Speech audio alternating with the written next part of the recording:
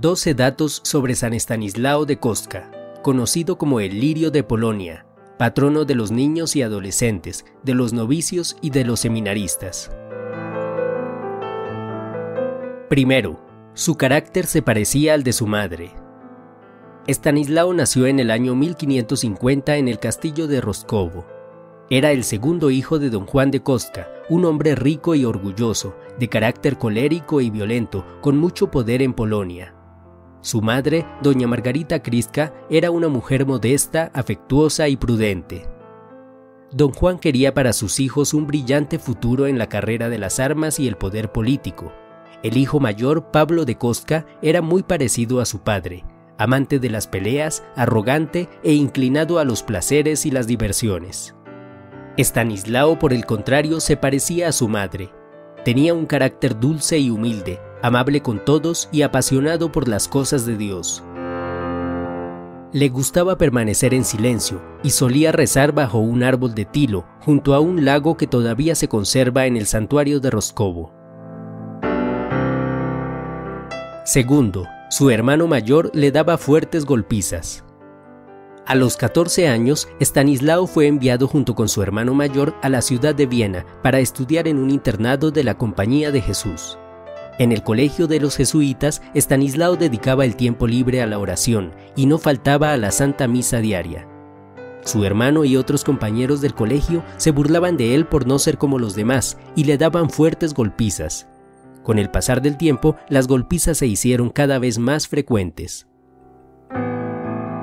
El único muchacho con el que hablaba Estanislao era un criado llamado Lorenzo, a quien le enseñaba a leer y escribir y con quien compartía los alimentos. Tercero, tuvo que vivir en casa de un protestante. 8 meses después de haber llegado a Viena, los jesuitas perdieron la casa donde se alojaban los estudiantes y solo conservaron el edificio de las aulas. Los hermanos Kostka se tuvieron que hospedar entonces en casa de un protestante. Pablo no tuvo inconveniente, pues no rezaba ni practicaba la fe. Estanislao, en cambio, rezaba todos los días el Santo Rosario, comulgaba con frecuencia y ayunaba una vez a la semana, por lo que se ganó rápidamente la enemistad del protestante dueño de la casa. Cuarto, recibió la comunión espiritual de manos de un ángel. En cierta ocasión, Estanislao enfermó de gravedad y se temió que pudiese morir. Entonces pidió que le trajesen el viático, pero el protestante dueño de la casa no permitió que entrase por su puerta el sacerdote católico. Estanislao se encomendó entonces a Santa Bárbara Bendita, de quien era muy devoto, y por la noche vio entrar a 2 ángeles del Señor que llevaban con reverencia el Santísimo Sacramento y de cuyas manos recibió la comunión espiritual. Quinto, tuvo el privilegio de cargar en sus brazos al niño Jesús. Pocos días después se le presentó María Santísima con el niño Jesús en brazos. La Virgen le dijo que aún no había llegado la hora de su muerte, pues antes debía ingresar en la compañía de Jesús. Después le permitió a Estanislao cargar al niño Jesús en sus brazos, un privilegio que solo se ha concedido a los corazones más puros. A la mañana siguiente, Estanislao se levantó completamente curado de su enfermedad. Sexto, lo abandonó todo para seguir a Cristo. Para cumplir con lo que le había dicho la Santísima Virgen, Estanislao pidió el ingreso en la Compañía de Jesús de Viena, pero el padre provincial se negó a admitirlo, pues conocía a su padre y no quería echárselo de enemigo. 3 años habían pasado desde su llegada a Viena. Entonces, Estanislao tomó la resolución de ir si fuese necesario hasta la misma Roma, con tal de poder ingresar en la Compañía de Jesús. Empacó sus poquísimas pertenencias, se confesó y comulgó, y como no tenía dinero, emprendió su viaje a pie, encomendándose a María Santísima. Hizo un viaje de casi 500 kilómetros hasta Augsburgo en Alemania, y luego partió para la ciudad de Dillingen, pues le dijeron que allí se hallaba el padre Pedro Canicio, provincial de la compañía en Alemania. Cuando su hermano Pablo y su tutor se dieron cuenta de que Estanislao había huido, comenzaron a buscarlo desesperadamente.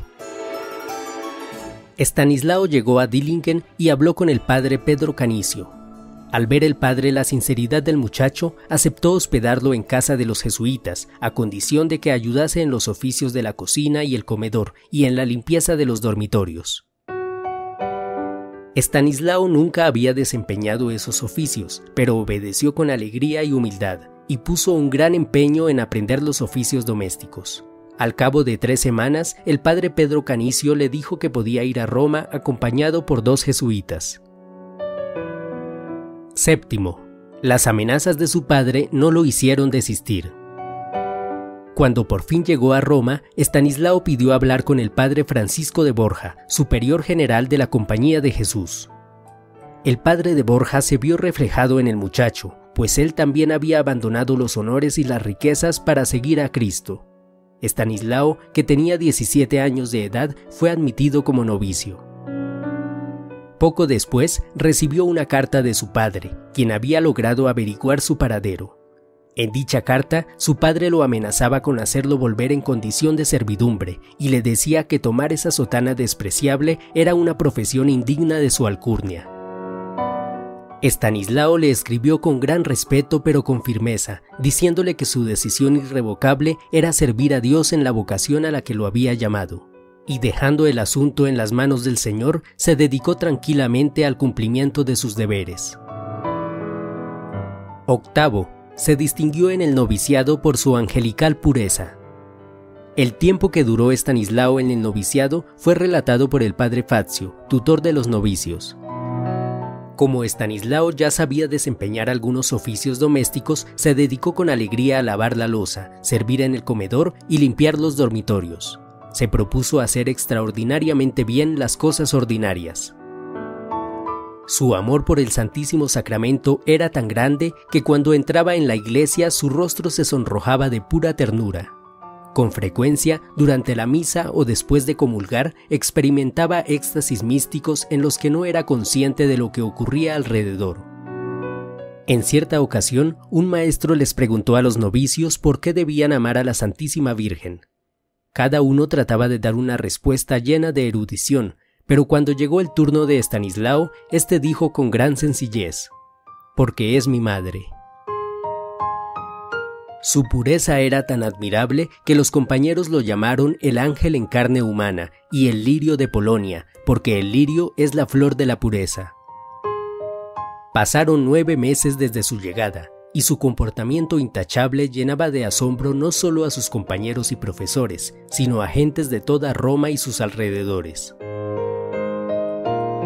Noveno, Dios lo libró de su familia y se lo llevó en la fiesta de la Asunción de María. Acostumbrado como estaba al frío de Polonia, Estanislao no pudo resistir los calores del verano en Roma, y a principios de agosto de 1568 enfermó de malaria. El 10 de agosto, charlando con el padre Manuel de Sá, Estanislao le dijo que deseaba poder ir a presenciar personalmente la fiesta de la Asunción de María Santísima en el cielo. Los días 13 y 14 de agosto, Estanislao se sintió muy mal. Comenzó a sudar frío y a escupir sangre. Entonces dijo estas palabras: «Dios mío, mi corazón está aparejado». Al amanecer del día 15, fiesta de la Asunción, les pidió a sus compañeros que rezaran la letanía de los santos. Cuando terminaron de rezar, vieron en su rostro un resplandor sobrenatural. Estanislao les dijo que acababa de ver a María Santísima rodeada de ángeles, y un instante después murió dulce y apaciblemente. Tenía 18 años de edad. Al cabo de un mes, llegó a Roma su hermano Pablo, dispuesto a llevárselo por la fuerza. Pero Dios había impedido que Estanislao sufriera la separación forzosa de la Compañía de Jesús y se lo llevó a participar en la fiesta de la Asunción de María Santísima en el cielo. Décimo, su hermano Pablo reconoció finalmente sus pecados. Pablo reconoció lo mal que se había portado con su hermano pequeño, y años después sirvió como testigo en el proceso de beatificación. Otro de los testigos fue el tutor de ambos hermanos, Juan Wilinski, quien afirmó lo siguiente: «En verdad, Pablo nunca le dijo una sola palabra amable a su bendito hermano. aunque tanto él como yo teníamos completa conciencia de la santidad de todos los actos de Estanislao. 11.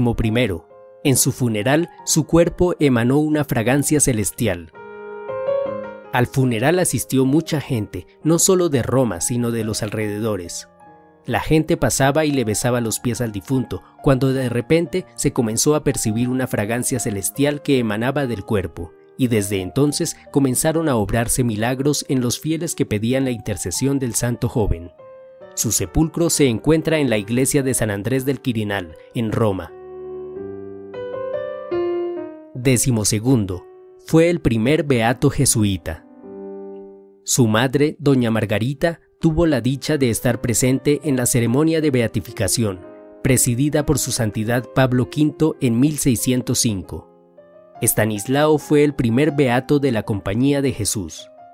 El 31 de diciembre de 1726 fue canonizado por la santidad de Benedicto XIII y desde entonces se le venera como patrono menor de Polonia. Oración. Glorioso Estanislao, tú que supiste ser un joven fiel en medio de tantas pruebas y oposiciones, te pedimos que ayudes a los jóvenes de hoy. Pídele al Señor que nos envíe muchas y santas vocaciones como la tuya, y socorre a los seminaristas en todos los peligros y tentaciones que les acechan, para que puedan hacerse fuertes en la pureza. Amén.